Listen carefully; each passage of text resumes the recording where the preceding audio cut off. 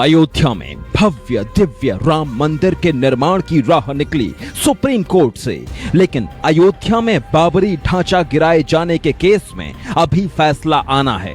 इसके लिए तारीख मुकर्रर है 30 सितंबर 2020। लाल कृष्ण आडवाणी, मुरली मनोहर जोशी, कल्याण सिंह, उमा भारती, विनय कटियार, साक्षी महाराज, साध्वी ऋतंभरा, महंत नृत्य गोपाल दास, राम विलास वेदांती, चंपत राय समेत 32 आरोपियों के खिलाफ बाबरी केस में 30 सितंबर को लखनऊ की स्पेशल सीबीआई कोर्ट फैसला सुनाएगी। इस मुकदमे के मुख्य विवेचक एम नारायणन साहब ने ये जिरा के दौरान स्वीकार किया है कि इस मुकदमे में विवेचना करते समय मुझे ऐसा कोई साक्षी नहीं मिला जिससे यह प्रमाणित हो कि ये जो घटना अयोध्या में घटी है ये षड्यंत्र के कारण घटी है। ये उन्होंने एक्सेप्ट किया है। हमारा तो ये कहना है कि साहब ये सभी निर्दोष थे, उस घटना जरूर हुई, लेकिन कोई भी व्यक्ति उस जितने भी इसमें थे वो इसमें कहीं शामिल नहीं थे और हमें ये पूरी आशा कि सभी लोग इसमें बाइज्जत बरी होंगे। दौरान ट्रायल पता चला है कि उस दिन तत्कालीन भारतीय जनता पार्टी के संभ्रांत नेताओं के ना चाहने के बावजूद भी वहां पर घटना घटी। सारे गवाहों को हम लोगों ने क्रॉस एग्जामिनेशन किया है, तो हम लोग ये आशा करते हैं कि सभी लोग इसमें बाइज्जत बरी होंगे। ऐसे में बड़ा सवाल यह है कि अयोध्या में 6 दिसंबर 1992 को जो कुछ हुआ, बाबरी ढांचे को जिस तरह गिराया गया, क्या वो कार सेवकों का क्षणिक आक्रोश था या लंबी चौड़ी रणनीति का हिस्सा? नमस्कार, मैं हूं अनुराधा प्रसाद। बात 1991 की है। चुनाव प्रचार के दौरान एक आत्मघाती हमले में राजीव गांधी की मौत हो गई। कांग्रेस को सहानुभूति वोट मिले और देश की प्रधानमंत्री की कुर्सी पर बैठे पीवी नरसिम्हा राव।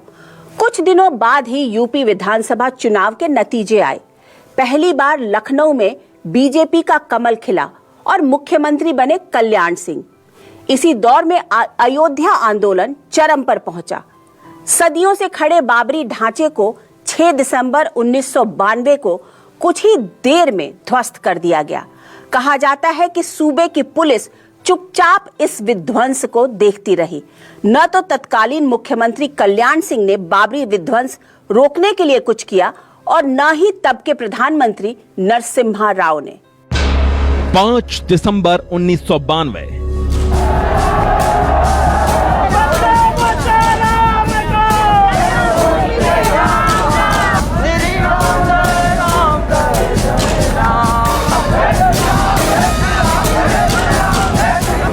नुकीले पत्थर निकले, उन पर तो कोई नहीं बैठ सकता, तो जमीन को समतल करना पड़ेगा, बैठने लायक बनाना पड़ेगा। अटल बिहारी वाजपेयी का ये भाषण बाबरी ढांचा गिराए जाने से ठीक एक दिन पहले का है। 6 दिसंबर 1992 को अयोध्या में 2 लाख से अधिक कार सेवक जमा थे। कोई भी ठीक कार सेवकों के इरादे को समझ नहीं पा रहा था।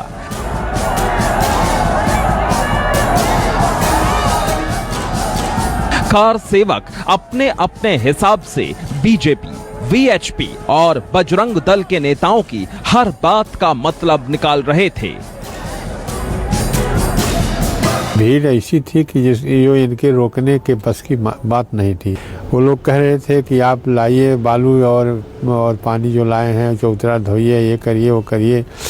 तब उन लोगों ने बड़े ही ताव से कहा कि लोग हमको बुला के बेवकूफ़ बनाते हैं और इस तरह से हम यहाँ चौतरा धोने झाड़ू लगाने नहीं आए हैं और चलो इसको तोड़ दिया जाए। हर बार चूंकि उनको बुलाया जाता था और भाषण देकर के लौटा दिया जाता था कि अगली बार आइए, तो इस बार कार सेवकों ने अपना संकल्प लिया कि मूल को ही न रहेगा बांस न बजेगी बांसुरी, इसलिए उन लोगों ने इनको भी झटका देने के लिए वो तोड़ दिया। कार सेवकों के सैलाब के आगे पुलिस तमाशबीन बनी रही। उस दिन अयोध्या में न तो कानून था और न ही सरकार। मर्यादा पुरुषोत्तम राम की नगरी में भीड़ सबसे ज्यादा अमर्यादित थी। शायद अयोध्या उस रात सोई ही नहीं थी, क्योंकि मालूम था अयोध्या के लोगों को कि कुछ बहुत अनहोनी होने वाली है। ऐसी स्थिति जैसे पूरा अफरा तफरी का माहौल है, जैसे कहीं बड़े पैमाने पर कोई शहर लूटा जा रहा हो। हर आदमी वहां से तोड़ रहा था मस्जिद, मुझे याद है, और उसमें की एक एक ईंट उठा के मतलब प्रतीक के रूप में लोग उसको ले जा रहे थे, जैसे जैसे बड़ा भारी गिन्नियां या मोहरें ले जा रहे हों, वहां पट रही हों। दिल्ली में बैठे केंद्र सरकार के बड़े अफसरों को अयोध्या की एक एक सेकंड की रिपोर्ट तो मिल रही थी, लेकिन विवादित ढांचे को बचाने के लिए कोई एक्शन नहीं ले पा रहे थे। वहाँ 2 लाख 2.5 लाख कार सेवक थे सब एरिया में। पुलिस वाले तो थे ही वहाँ पर, लेकिन पुलिस उनसे मिले हुए थे। बाहर के पुलिस लाके वहाँ पर अगर कुछ कार्रवाई करनी होती तो फायरिंग के बिना दूसरा कोई इलाज था ही नहीं, और इतने बड़े क्राउड के ऊपर फायरिंग करना ये मुनासिब नहीं था। 6 दिसंबर को सब कुछ अयोध्या में पुलिस की आंखों के सामने हो रहा था। कार सेवक बिना किसी खौफ के आराम से अपने काम में जुटे रहे। अफसरों को मुख्यमंत्री कल्याण सिंह से सख्त ऑर्डर मिले हुए थे कि क्या करना है और क्या नहीं करना है।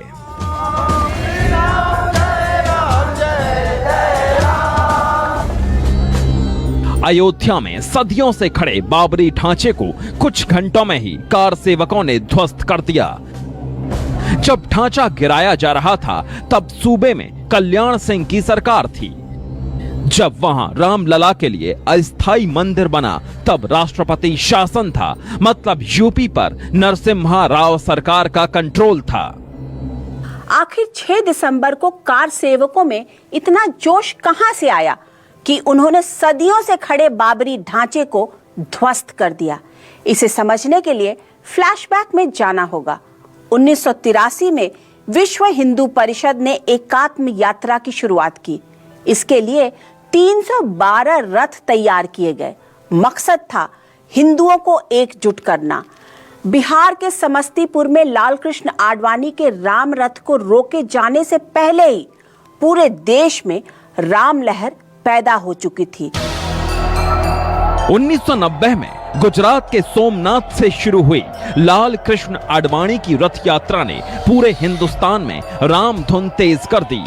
बीजेपी को राम नाम में चमत्कार साफ साफ दिखने लगा कि जो अंधभक्ति है हिंदुस्तान के नागरिक की, उसके कारण एक चमत्कारी समर्थन इस रथ यात्रा को मिला, और यह जो चमत्कार है वो राम के नाम का है। बिहार के समस्तीपुर में लाल कृष्ण आडवाणी की गिरफ्तारी तक देश में कई सूबों में कमल खिलने के लिए माहौल तैयार हो गया। उत्तर प्रदेश, राजस्थान, मध्य प्रदेश और महाराष्ट्र में बीजेपी सत्ता में आ गई। उत्तर प्रदेश के मुख्यमंत्री की कुर्सी पर बैठते ही कल्याण सिंह ने अयोध्या में राम मंदिर के निर्माण को लेकर अपना इरादा साफ कर दिया। मुख्यमंत्री की अध्यक्षता में पर्यटन विभाग ने विवादित ढांचे के ठीक सामने 2.77 एकड़ जमीन का अधिग्रहण किया। सरकार की दलील थी कि इससे अयोध्या में पर्यटन को बढ़ावा मिलेगा। कुछ दिन बाद अधिग्रहण की गई जमीन राम जन्मभूमि न्यास को लीज पर दे दी गई। उनका मकसद तो ये था कि हम यहाँ मंदिर के निर्माण के लिए एक ये संदेश दें कि हम पूरी तरीके से इसके लिए प्रतिबद्ध हैं, और इस जमीन को हमने दे के उसका मार्ग प्रशस्त कर दिया है। लेकिन मजबूरियां ये थी कि कानूनी पेचीदगियां इतनी थी कि वो संभव नहीं था। कहा जाता है कि इस दौर में वीएचपी के अशोक सिंघल की अगुवाई में हिंदूवादी संगठनों का एक दल सीएम कल्याण सिंह से मिला और विवादित ढांचे के बाहर लगे बैरिकेड्स हटाने की मांग की गई। दलील दी गई कि पुलिस बैरिकेड से कार सेवकों को रामलला के दर्शन और पूजा पाठ में दिक्कत आती है। धीरे धीरे करके मुख्यमंत्री के रूप में कल्याण सिंह ने जिस तरह से वहां पर अधिकारियों को लगाया, डीएम को लगाया, एसपी को लगाया, कमिश्नर को लगाया, जो लोग उनके मन मुताबिक या विचारधारा के मुताबिक या उनकी जो योजना थी उसके मुताबिक थे, उनको वहां से हटा दिया। बात अक्टूबर 1991 की है। आरएसएस की मदद से वीएचपी और बजरंग दल ने 40 दिन लंबा बजरंग रुद्र महायज्ञ का आयोजन किया। इसमें एक 4 दिन का समागम आयोजित किया गया, जिसमें 30 अक्टूबर को शौर्य दिवस का नाम दिया गया और आखिरी दिन यानी 2 नवंबर को श्राद्ध दिवस का। ये सब हो रहा था साल भर पहले अयोध्या में पुलिस की गोलियों से मारे गए कार सेवकों को सम्मानित करने के नाम पर। बजरंग रुद्र महायज्ञ के लिए देश के हर हिस्से से अयोध्या पहुंचे कार सेवकों के ठहरने के लिए कार सेवकपुरम बनाया गया। इकतीस अक्टूबर 1991 को एक शख्स बाबरी ढांचे पर चढ़ गया और गुंबद पर केसरिया झंडा फहरा दिया। इसी दौरान साधु संत ये भी कहने लगे कि बीजेपी अब राम मंदिर निर्माण में खास दिलचस्पी नहीं ले रही है। वीएचपी ने साधु संतों को समझाया कि बीजेपी मंदिर निर्माण के लिए दृढ़ संकल्पित है। अशोक सिंघल जी उसके रणनीतिकार रहे हैं कि वहां कैसे इस आंदोलन को हम बढ़ा के और एक जनमानस का आंदोलन बना दें। मुस्लिम संगठनों ने पहले ही कल्याण सिंह सरकार के जमीन अधिग्रहण के फैसले का विरोध किया। मामला कोर्ट में पहुंचा। इलाहाबाद हाई कोर्ट ने विवादित जमीन पर पक्के निर्माण पर रोक लगा दी। इसके बाद राम जन्मभूमि न्यास ने सुप्रीम कोर्ट का दरवाजा खटखटाया। सुप्रीम कोर्ट ने सुनवाई करते हुए कहा कि विवादित ढांचे की सुरक्षा की जिम्मेदारी यूपी सरकार की है। जमीन अधिग्रहण पर इलाहाबाद हाई कोर्ट के आदेश को मानने का निर्देश दिया। वीएचपी, बजरंग दल, भारतीय जनता पार्टी, सबको राम नाम में साफ साफ चमत्कार दिख रहा था।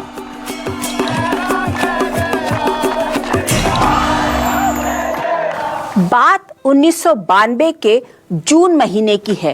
राम जन्मभूमि न्यास ने सूबे के कल्याण सिंह सरकार से 9 जुलाई को चतुर्मास और कार सेवा करने की इजाजत मांगी। स्वामी सत्यानंद, महंत नित्र गोपाल दास, परमहंस रामचंद्र दास और महंत अद्वैतनाथ कार सेवा का नेतृत्व कर रहे थे। इनके कंधों पर साधु संतों, भक्तों और कार सेवकों को हिंदुस्तान के कोने कोने से अयोध्या लाने की जिम्मेदारी थी। जुलाई का महीना शुरू होते ही हजारों की तादाद में लोगों का अयोध्या पहुंचना शुरू हो गया।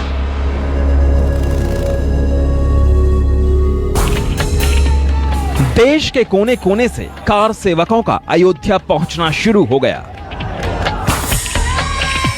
अयोध्या में राम मंदिर निर्माण को लेकर विश्व हिंदू परिषद, बजरंग दल और बीजेपी ने मिलकर ऐसी हवा बनाई कि देश के ज्यादातर लोग राम और अयोध्या में दिलचस्पी लेने लगे।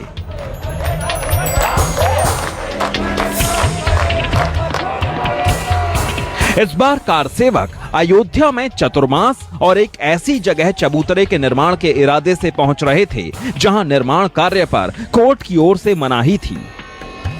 मुख्यमंत्री कल्याण सिंह ने केंद्र सरकार को भरोसा दिया था कि विवादित ढांचे की सुरक्षा का पूरा इंतजाम किया गया है। जब कल्याण सिंह आगे मुख्यमंत्री बन गए तो चीजें फिर से उल्टी होने लगी लगातार, और लगने लगा कि नहीं, कल्याण सिंह एक उत्तर प्रदेश के मुख्यमंत्री जिसने संविधान में हाथ रख के शपथ ली हो, वो नहीं था। लग रहा था कि वो कार सेवक के रूप में काम करे। अयोध्या मसले पर कल्याण सरकार अपने हिसाब से आगे बढ़ रही थी।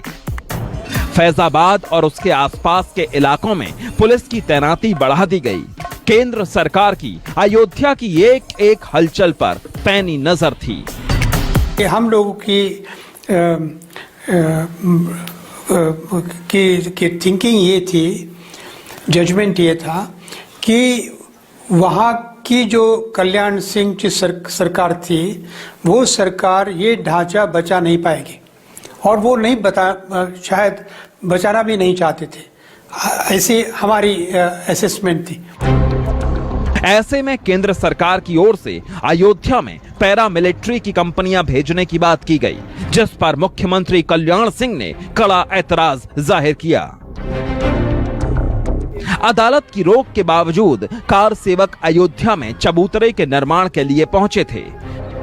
कल्याण सरकार की ओर से पुलिस को बल प्रयोग नहीं करने के सख्त आदेश दिए गए थे। ऐसे में यूपी पुलिस के जवान चाहकर भी कार सेवकों को रोक नहीं पा रहे थे।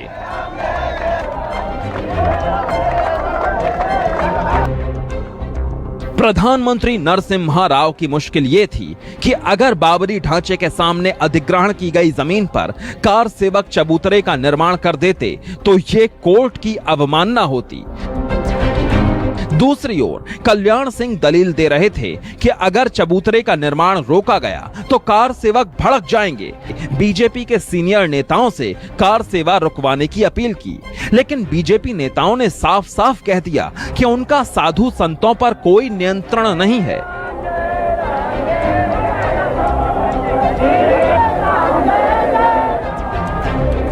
ऐसे में पीएम राव ने खुद साधु संतों से सीधी बातचीत का फैसला किया।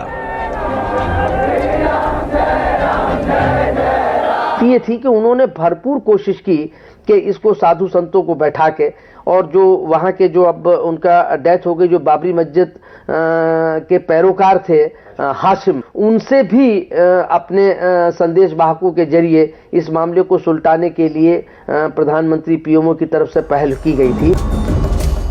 साधु संतों का एक प्रतिनिधि मंडल प्रधानमंत्री से मिलने दिल्ली पहुंचा। बातचीत में आम सहमति बनी कि साधु अयोध्या में 3 महीने तक निर्माण कार्य रोक देंगे। ऐसे में राव सरकार को 90 दिन के भीतर अयोध्या जैसे पेचीदा मसले का हल निकालना था। केंद्र सरकार की पहल पर राम जन्मभूमि आंदोलन से जुड़े नेता और बाबरी मस्जिद एक्शन कमेटी के सदस्य बातचीत के लिए आमने सामने बैठे। दोनों पक्ष अपनी अपनी दलीलों पर अड़े रहे। दूर दूर तक कोई रास्ता निकलता नहीं दिखाई दिया।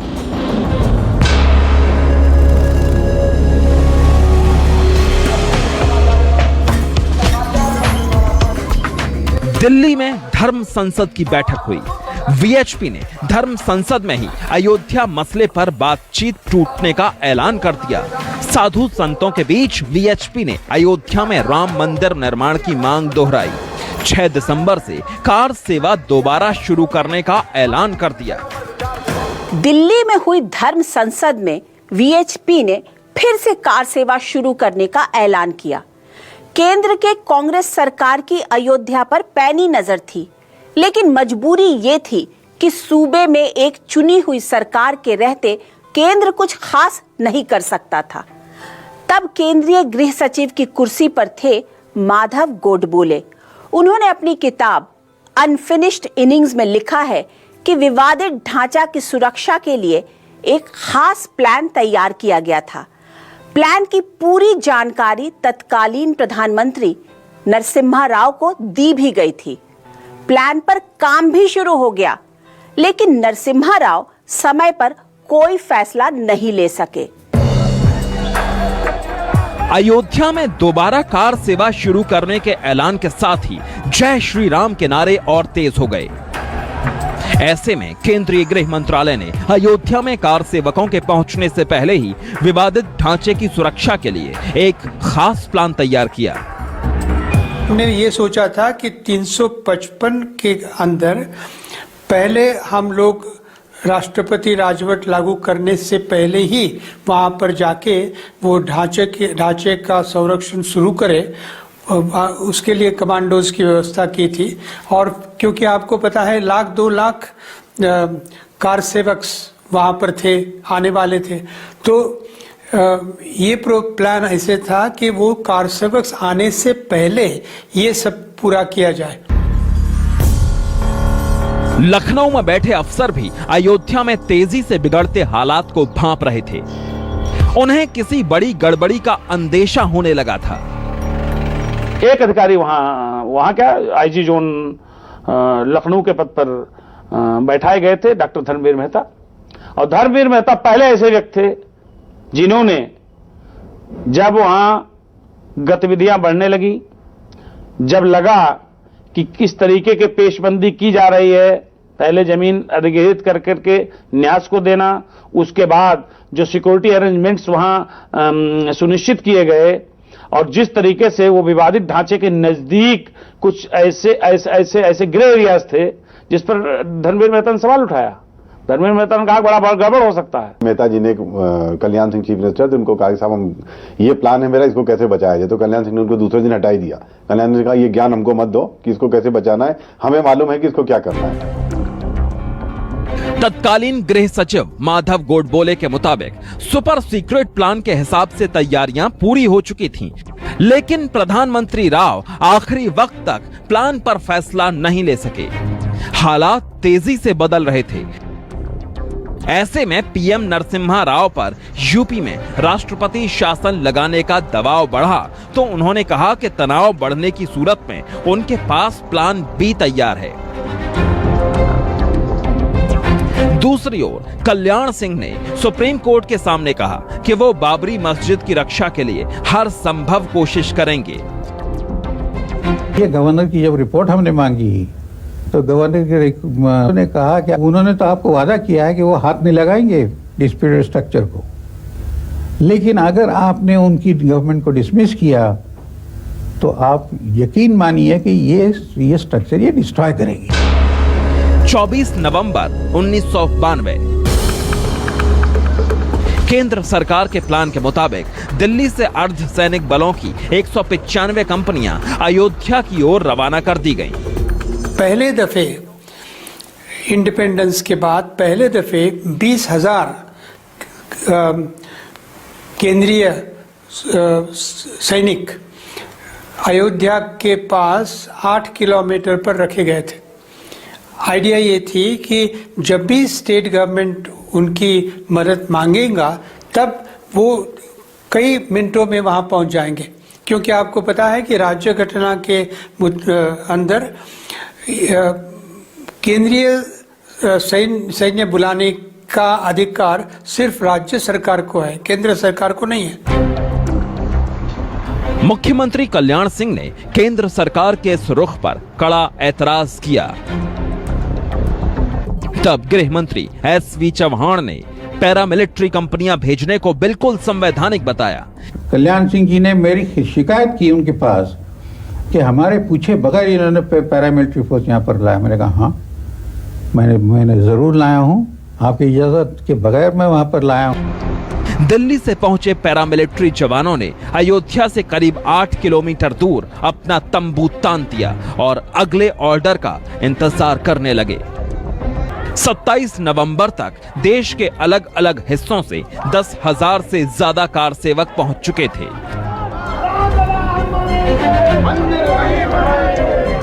अयोध्या में मौजूद नेताओं के बोल लगातार तीखे होते जा रहे थे और कार सेवकों के मन में क्या चल रहा था इसका ठीक ठाक अंदाजा किसी को भी नहीं था। 5 दिसंबर की शाम तक अयोध्या में करीब 2 लाख कार सेवक जमा हो चुके थे। अगले दिन यानी 6 दिसंबर को अयोध्या में क्या हुआ, कल देखिए 6 दिसंबर की कहानी, चश्मदीदों की जुबानी।